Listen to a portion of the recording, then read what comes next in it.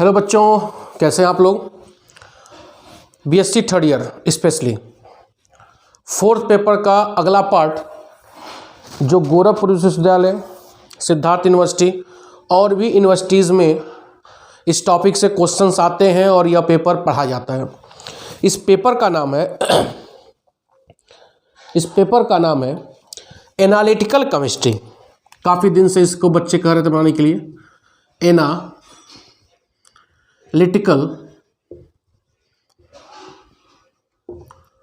Chemistry.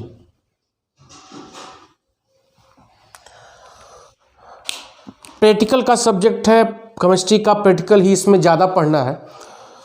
तो analytical chemistry चूँकि practical का है तो प्रैक्टिकल को ही इसको समझाना है और इसका कॉन्सेप्ट आपको नोट्स के माध्यम से मैं डिस्क्रिप्शन बॉक्स में इसका लिंक दे दूंगा। ठीक है, पढ़ना क्या क्या है पहले यह देख लो, कौन कौन सा चैप्टर आपको है।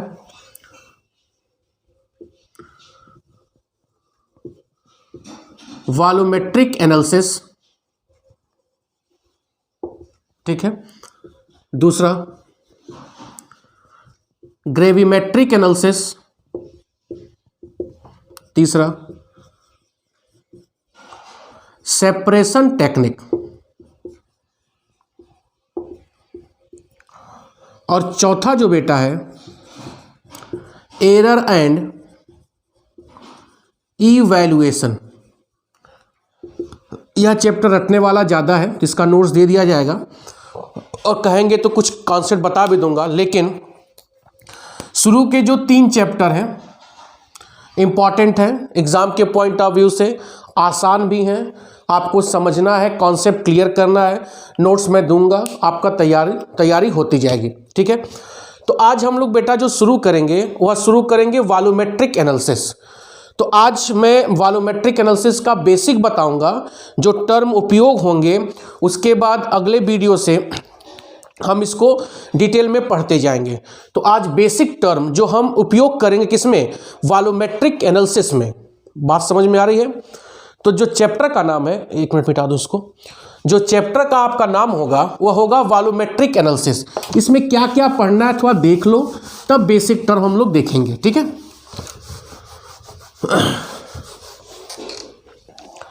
तो चैप्टर की जो हेडिंग लगाएंगे, heading is the volumetric analysis. Marker change कर रहा था,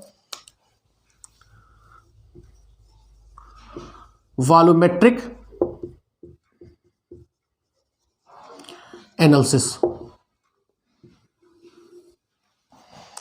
तो एनालिसिस मतलब होता क्या, समझो थोड़ा। पहले तो पढ़ना क्या क्या था बता दूं। पहले आपको इसमें पढ़ना है टाइट्रेशन, स्पेशली केवल पढ़ना क्या है, टाइट्रेशन। ठीक है, 4 प्रकार का आपको टाइट्रेशन इसमें देखना है बेटा। Acid base titration, second one is precipitation titration. Her titration का अलग अलग वीडियो में बनाऊंगा। ठीक है, तीसरा कॉम्प्लेक्सोमेट्रिक टाइट्रेशन, और चौथा जो होगा रेडॉक्स टाइट्रेशन होगा, जो हम लोग को 2 प्रकार से पढ़ना है, जो पक्का एग्जाम में आने वाला है। एक होता है आइडोमेट्री और दूसरा होता है आइडियोमेट्री। तो वॉल्यूमेट्रिक एनालिसिस में बेटा आपको यह 4 टाइट्रेशन, केवल टाइट्रेशन ही पढ़ना है, आपके बीएससी थर्ड ईयर के सिलेबस में है। First one is acid base titration, second one is precipitation titration, third one is complexometric titration and fourth one is redox titration. ठीक है, हर टाइट्रेशन का अलग अलग वीडियो बनेगा क्योंकि डिटेल पढ़ना है और लॉन्ग है। समझ में आ रहा है? तो इसको आप छाप लो क्योंकि ये नोट्स में मैं नहीं लिखा हूं। समझ में आ रहा है? बढ़ा जाए, बोलो। अब थोड़ा बेसिक टर्म हम लोग उपयोग करते हैं वॉल्यूमेट्रिक एनालिसिस का। कपड़ा गीला था, सुखा दे। बेसिक टर्म हम लोग देखते हैं। तो बेसिक टर्म क्या देखेंगे, हेडिंग लगाएंगे बेसिक टर्म used in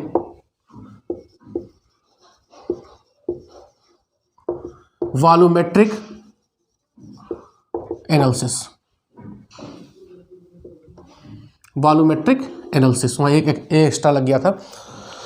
तो एनालिसिस मतलब समझो क्या होगा।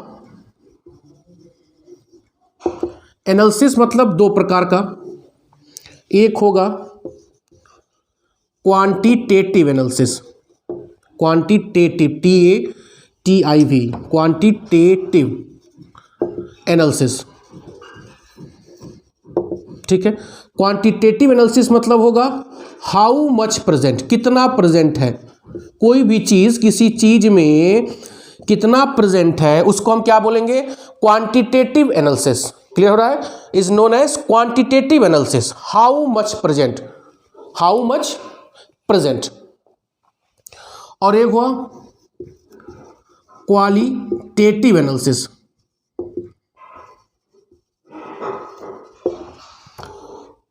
एक क्या होगा क्वालिटेटिव एनालिसिस, उसमें होगा क्या, what is present, what is present, what is present. बात समझ में आ रहा है? तो दो प्रकार के एनालिसिस हम देख रहे हैं, क्वांटिटेटिव हाउ मच प्रेजेंट, कितना अमाउंट में प्रेजेंट है, और दूसरा क्या है क्वालिटेटिव एनालिसिस, क्या प्रेजेंट है, व्हाट इज प्रेजेंट। क्लियर हो रहा है? तो यह बेसिक टर्म आपका उपयोग हो सकता है, क्वांटिटेटिव, और सेकेंड वन इज क्वालिटेटिव। हो रहा है क्लियर? अब देखो, मिटा रहा हूं मैं इसको।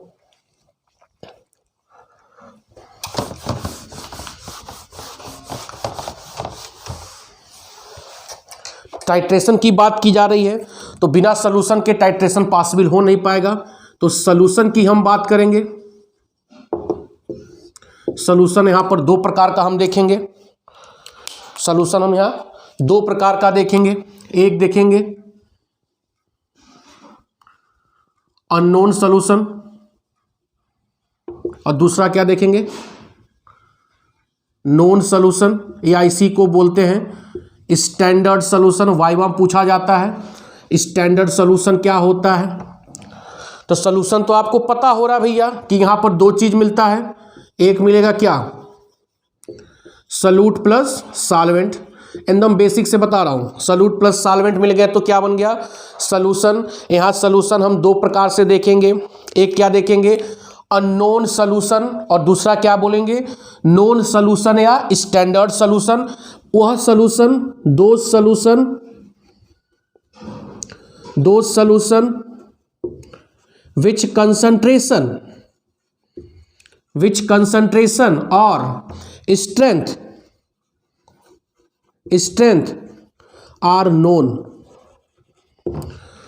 ऐसा सॉल्यूशन जिसका हमको कंसंट्रेशन पता हो, मतलब उसमें सॉल्यूट कितना घुला है, N/20 घुला है, M/20 घुला है, N/2 घुला है, नॉर्मेलिटी मतलब कितना घुला है, कितना ग्राम इक्विवेलेंट घुला है, कितना मोल घुला है।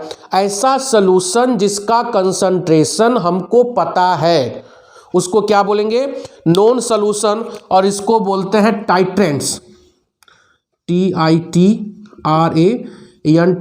टाइट्रेंट्स। क्या बोलते हैं नोन सॉल्यूशन को, टाइट्रेंट्स। ठीक है, दो solution which concentration is not known, जिसका कंसंट्रेशन हमको पता न हो उसको क्या बोलते हैं, अननोन सॉल्यूशन, और इसको बोलते हैं टाइट्रेट।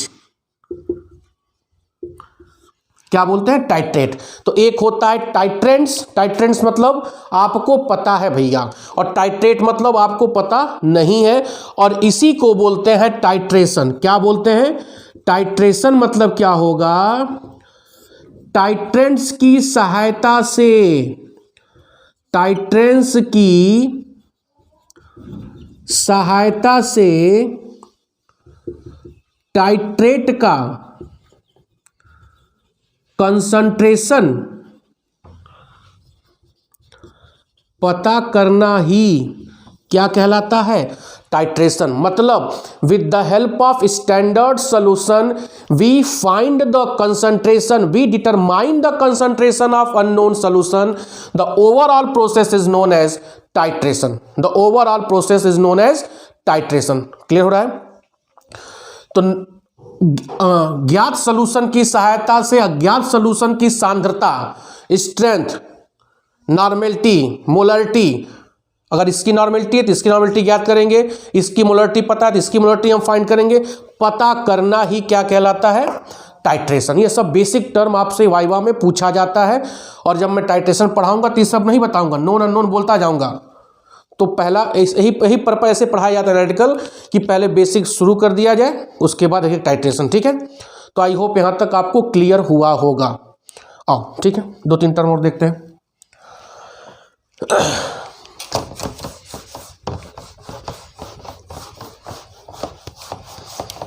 इसमें से लिखने के लिए भी आ जाता है नंबर छोटे क्वेश्चन, तो इसको गंभीरता से लीजिएगा।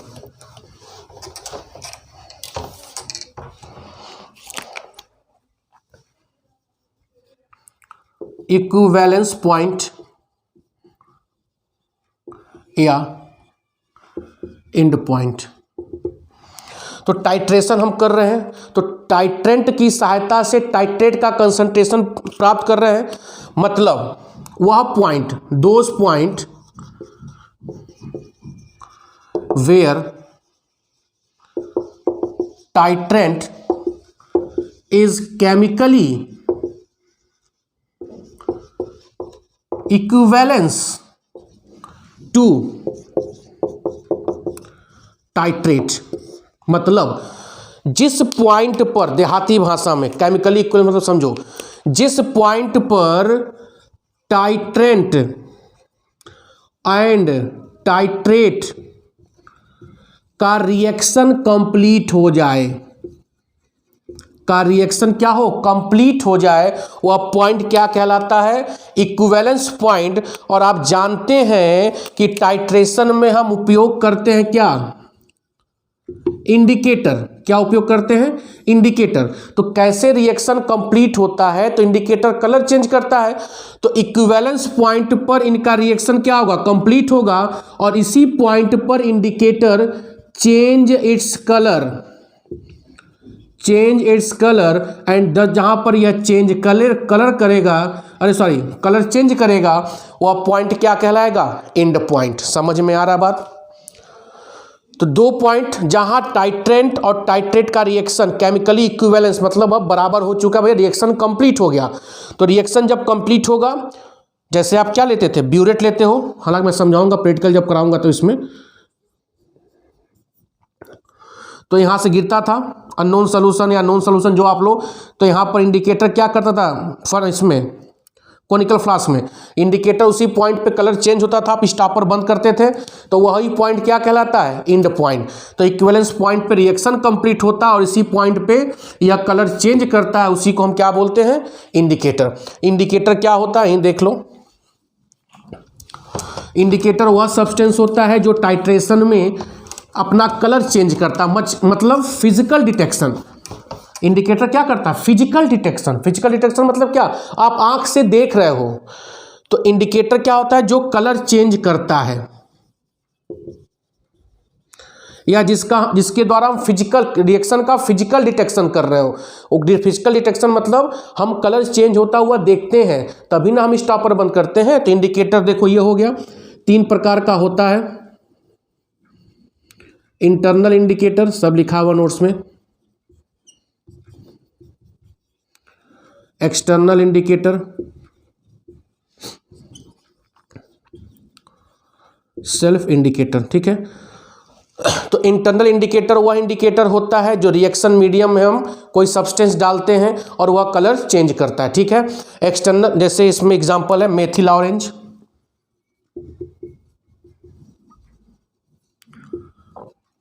मेथिल ऑरेंज इसका एग्जांपल है K3FeCN6, इसका एग्जांपल है KMnO4।